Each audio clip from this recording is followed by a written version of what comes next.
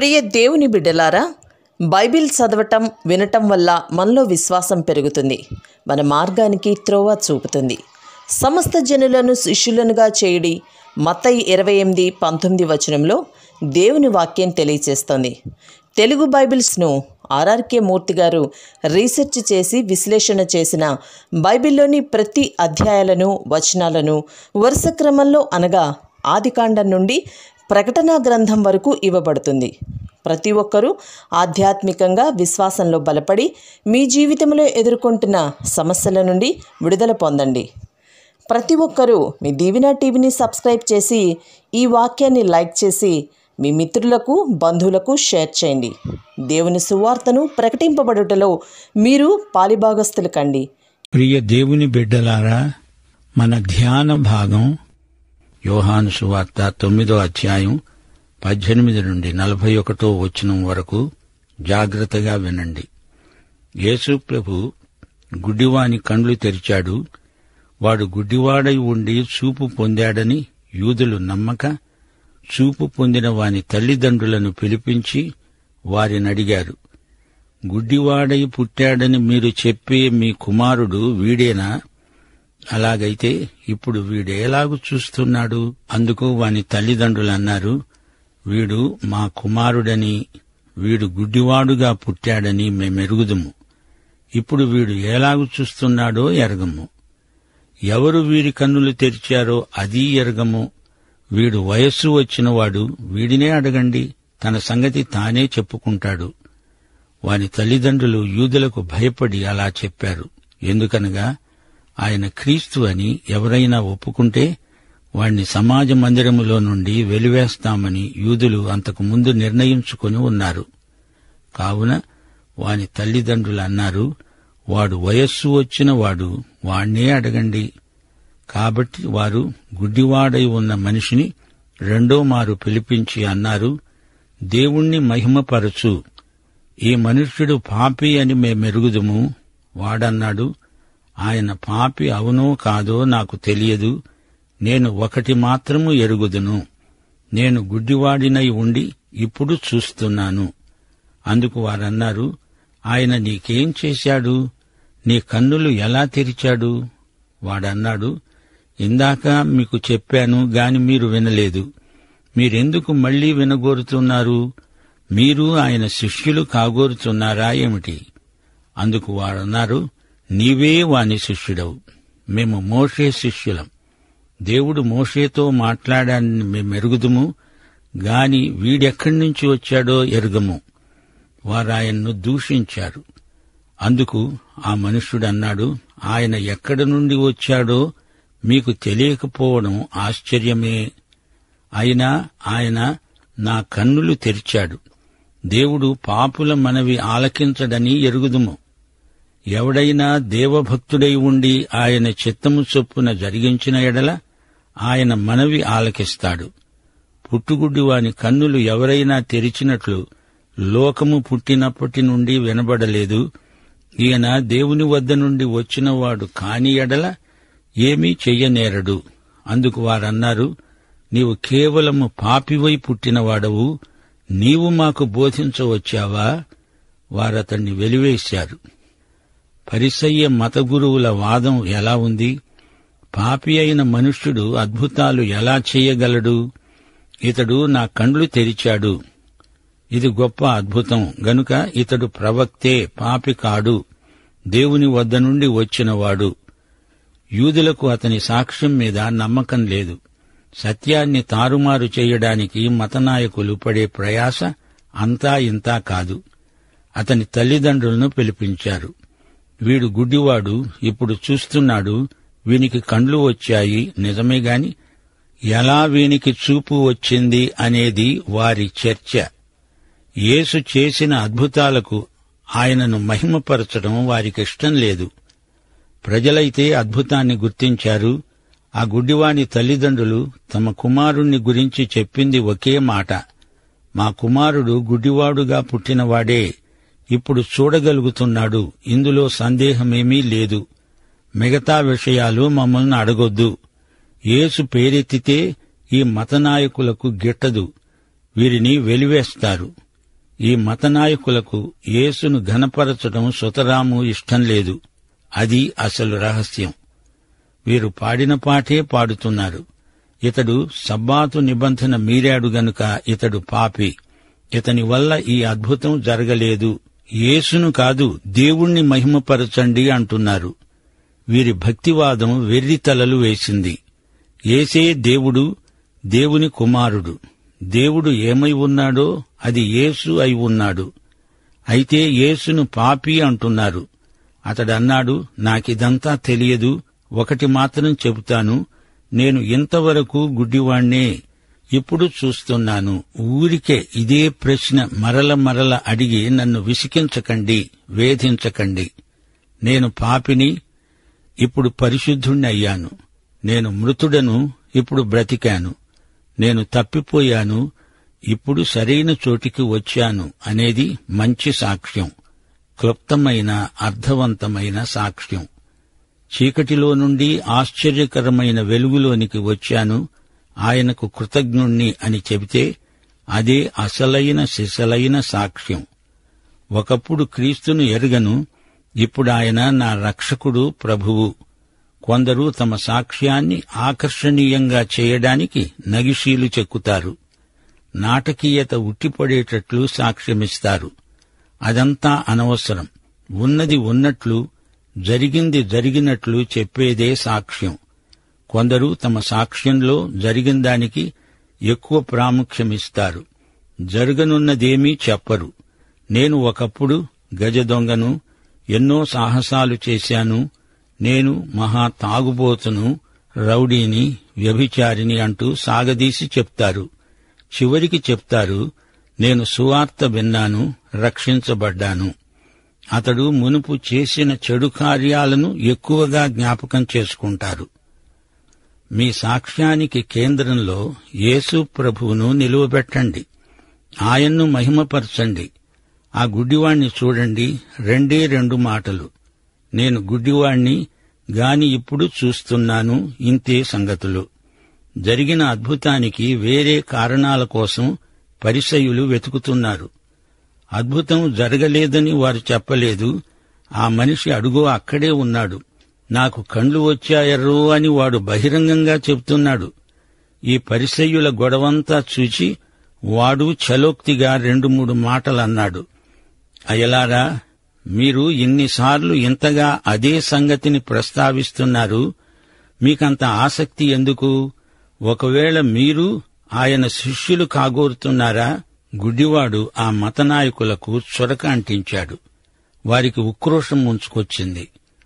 వారు గుడ్డివారు, యేసు ఎవరో చూడలేరు, చెవిటివారయ్యారా? నేనెంత చెప్పినా వినిపించుకోరెందుకు అని వారిని గుచ్చి అడిగినట్లున్నాయి ఆ సాక్షి మాటలు. ఏమిటేమిటి? మేము అతనికి శిష్యులమవుతామా? మేము మోషే శిష్యులం. ఇతడెవరో మాకు తెలియదు, నీవు పాపివి, మాకు నేర్పుతావా అంటూ వాణ్ణి బుకాయించారు. వారందరూ కలిసి అతణ్ణి వెలివేసినట్లు ప్రకటించారు. అతని నేరమేమిటి? ఈయన దేవుని వద్ద నుండి వచ్చాడు, ఈయన భక్తుడు, నా కండ్లు తెరిచాడు అంటున్నాడు. అంతవరకు అతడింకా యేసును చూడలేదు. 35వ వచనం. పరిసయ్యులు అతణ్ణి వెలివేశారని యేసు విని అతణ్ణి కనుగొని, నీవు దేవుని కుమారుని యందు విశ్వాసముంచుతున్నావా అని అడిగాడు. అందుకు వాడన్నాడు, ప్రభువా, నేను ఆయన యందు విశ్వాసముంచడానికి ఆయన ఎవరు? యేసు అన్నాడు, నీవు ఆయనను చూస్తున్నావు, నీతో మాట్లాడుతున్నవాడు ఆయనే. అంతట వాడన్నాడు, ప్రభువా, నేను విశ్వసిస్తున్నాను. వాడాయనకు మొక్కాడు. అప్పుడు యేసు అన్నాడు, చూడని వారు చూడాలి, చూచేవారు గుడ్డివారు కావాలి అనే తీర్పు నిమిత్తము నేను ఈ లోకానికి వచ్చాను. ఆయన వద్దనే ఉన్న పరిసయ్యులలో కొందరు, మేము గుడ్డివారమా అని అడిగారు. అందుకు యేసు అన్నాడు, మీరు గుడ్డివారైతే మీకు పాపము లేకపోయేదే గాని చూస్తున్నాము అని మీరిప్పుడు చెప్పుకుంటున్నారు గనుక మీ పాపము నిలిచి ఉన్నది. గుడ్డివాడు తన కండ్లు తెరిచిన యేసును కలుసుకున్నాడు. ఇంతవరకు యేసును సమర్థిస్తూ మాట్లాడాడు. పరిసయ్యులతో వాగ్వివాదంలో ఇతడే గెలిచాడు. అయితే మతనాయకులు అతణ్ణి వెలివేశారు. ప్రభువు అతణ్ణి కలుసుకున్నాడు గనుక ప్రభువు అతడు కలిసి పరిసయ్య మత వ్యవస్థనే వెలివేసినట్లయింది. ప్రభువు అతని విశ్వాసాన్ని బలపరిచాడు, స్థిరపరిచాడు. దేవుని కుమారుని యందు విశ్వసించి నిత్యజీవం పొందాడు. ప్రభువే అతన్ని అడిగాడు, నువ్వు దేవుని కుమారుని యందు విశ్వసిస్తున్నావా? అతని అనుభవాలు అతన్ని లోతైన విశ్వాసానికి నడిపించాయి. అతడు శిష్యుడు. ఇతడు దాపరికం లేకుండా ఉన్నది ఉన్నట్లు మొహమాటం లేకుండా నిష్కర్షగా మాట్లాడతాడు. అతనిలో యథార్థత ఉంది. అయ్యా, ఆ దేవుని కుమారుడెవరు అంటూ ఆయన్నే అడుగుతున్నాడు. నీతో మాట్లాడుతున్న నేనే దేవకుమారుణ్ణి అంటున్నాడు యేసు. గుడ్డివాడు ప్రభువుకు నమస్కరించాడు, ఆయనను ఆరాధించాడు. ఈ గుడ్డివాని రక్షణ అనుభవం క్రమేణా ఒక్కొక్క అడుగు ముందుకు సాగింది. చిట్టచివరికి అతణ్ణి యేసు పాదాల దగ్గరికి తెచ్చింది. ఆధ్యాత్మికంగా ప్రతి పాపి ఇదే మార్గాన రావటం జరుగుతుంది. నశించిన పాపి తన దురవస్థను తానే చూచినవాడై ప్రభువు దగ్గరికి వస్తాడు. ప్రభువే అతని నిజస్థితిని బట్టబయలు చేస్తాడు. పాపికి కనువిప్పు కలుగుతుంది. యేసు ఎవరో, యేసు మనకేమి చేస్తాడో గ్రహించగలుగుతాడు. ప్రభూ, నేను నిన్ను విశ్వసిస్తున్నాను అని చెప్పి ఆయన మ్రోల సాష్టాంగపడ్డాడు, ఆరాధించాడు. ఆ గుడ్డివానితో ప్రభు అన్న 2-3 మాటలు ఎంతో అమూల్యమైనవి. కొందరు కన్నులుండి చూడలేరు. వారికి భౌతికమైన కంటిచూపు ఉందిగాని ఆధ్యాత్మికంగా వీరు గుడ్డివారే. అతడు మొదట తానొక గుడ్డివాణ్ణి అని ఒప్పుకోవాలి. ప్రభు అతని ఆధ్యాత్మిక నేత్రాలను తెరుస్తాడు. 1 కొరింథీ 2:14 పౌలు అన్నట్లు ప్రకృతి సంబంధికి ఆత్మ విషయాలు బొత్తిగా అర్థం కావు. ఆత్మానుభవం కలిగినప్పుడే అతడు వివేచించగలుగుతాడు. లోకానికి వెలుగైన యేసునొద్దకు నీవు వస్తే, ఆయన నీ కళ్ళు తెరిస్తే, ఆయనను విశ్వసించి దేవుని బిడ్డవవుతావు. దానికి ఎంతోసేపు పట్టదు, అంతా ఒక్క క్షణంలో జరిగిపోతుంది. పరిసయ్యులున్నారే, వీరు తమ నిజస్థితిని తామే ఎరగరు. ఆత్మనేత్రాలు లేవు గాని చూస్తున్నాము అనుకుంటున్నారు.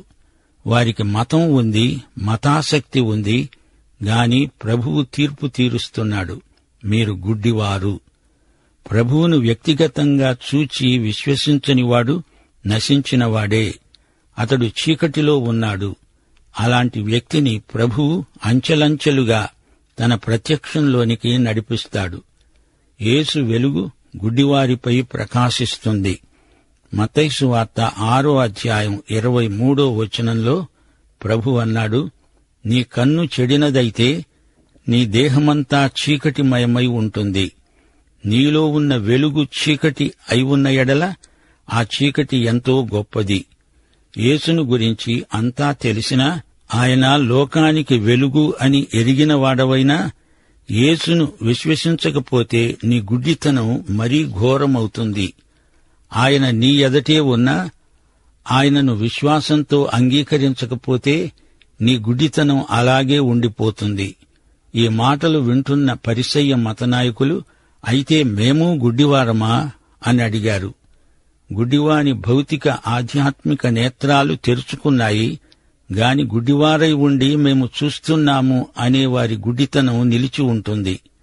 క్రీస్తు సన్నిధిలో, ఆయన వెలుగులో, దేవుని ప్రత్యక్షంలో ఉండి కూడా విశ్వసించలేని దౌర్భాగ్యులు మత ఛాందసులు. మతపు ముసుగు వారిని కప్పింది. మతమే వారి కంటికి శుక్లాలై పొరలుగా ఏర్పడి సత్యపు వెలుగును, జీవపు వెలుగును చూడకుండా చేస్తున్నది. వారు నిర్దేవులు. వారి సిద్ధాంతాలలో దేవుడు లేడు. యేసును బుద్ధిపూర్వకంగా తిరస్కరించే వారి పాపం అలానే నిలిచి ఉంటుంది. ఈ గుడివాని ఆలోచన ఎలా పరిణతి చెందిందో గమనిస్తే మనకెంతో ఆశ్చర్యం కలుగుతుంది. 11 అతడన్నాడు, యేసు అనే మనుష్యుడు, ఆయన నా కన్నులు తెరిచాడు. ఆయన గొప్ప వ్యక్తి అని మాత్రమే గుర్తించాడు. యేసులాగా ఇలాంటి అద్భుతం చేయగలవారెవరూ లేరు. అవును, యేసు మానవత అపూర్వం, అద్వితీయం. మనుషులందరిలో ఆయనకు ఆయనే సాటి. ఇక రెండో మెట్టు 17వ వచనం. ఆయన ఒక ప్రవక్త అన్నాడు గుడ్డివాడు. ప్రవక్త అంటే దేవుని మూలంగా మాట్లాడేవాడు అని అర్థం. దేవుని సందేశాన్ని మనుషులకు వినిపించేవాడే ప్రవక్త. ఆమోసు గ్రంథం 3వ అధ్యాయం 7వ వచనం. తన సేవకులైన ప్రవక్తలకు తాను సంకల్పించిన దానిని బయలుపరచకుండా ప్రభువైన యెహోవా ఏమీ చెయ్యడు. ఒక మహాప్రవక్తగా దేవుణ్ణి గురించి చెప్పడం కాదు, ఆయన దేవుణ్ణి చూపాడు. ఇక మూడో మెట్టు, ఈయన దేవుని కుమారుడు అని గుడ్డివాడు ఒప్పుకున్నాడు.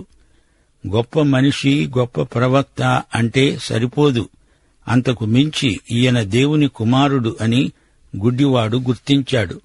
ఆయన మానవాతీతుడు, దేవుడు, దేవుని కుమారుడు. క్రీస్తును గురించిన ఆలోచన ఈ గుడ్డివానిలో ఎలా పరిణతి చెందిందో చూడండి శ్రోతలు. యేసును గురించి తలంచిన కొద్దీ ఆయన వ్యక్తిత్వంలోని మహాద్భుత లక్షణాలు ఒక్కొక్కటే బయలుపడతాయి.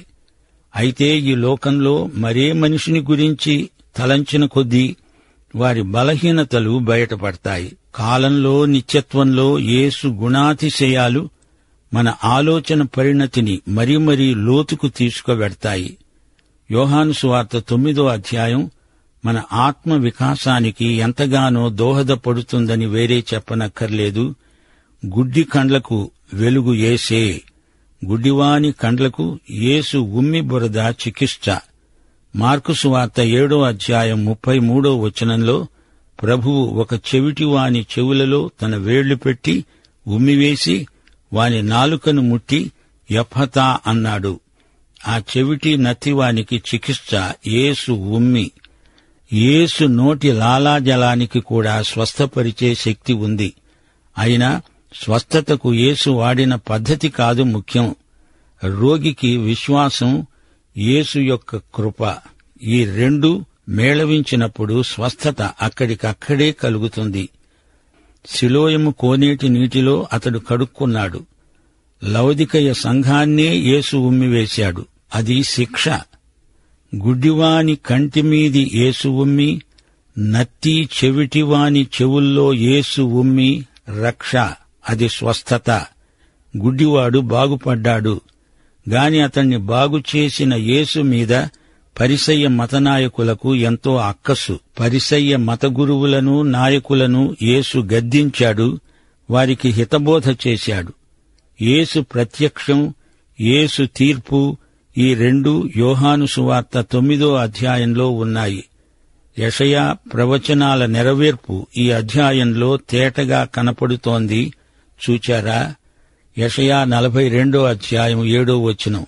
గుడ్డివారి కన్నులు తెరవటానికి, బంధించబడిన వారిని చెరసాలలో నుండి వెలుపలికి తేవటానికి, చీకటిలో నివసించే వారిని బందీగృహములో నుండి వెలుపలికి తేవడానికి యెహోవానైన నేనే నీతి విషయములో నిన్ను పిలిచి నీ చేయి పట్టుకొని ఉన్నాను. నిన్ను కాపాడి ప్రజల కొరకు నిబంధనగాను అన్యజనులకు వెలుగుగాను నిన్ను నియమించి ఉన్నాను. యెషయా గ్రంథం 29వ అధ్యాయం 18వ వచనం. ఆ దినమున చెవిటివారు గ్రంథవాక్యములు వింటారు. అంధకారము కలిగినా, గాఢాంధకారము కలిగినా గుడ్డివారు కన్నులారా చూస్తారు. యెషయా 35వ అధ్యాయం 5వ వచనం. గుడ్డివారి కన్నులు తెరవబడతాయి, చెవిటివారి చెవులు విప్పబడతాయి. పుట్టుగుడ్డివాడు భౌతికమైన చూపుతో పాటు నూతన జన్మ పొందాడు.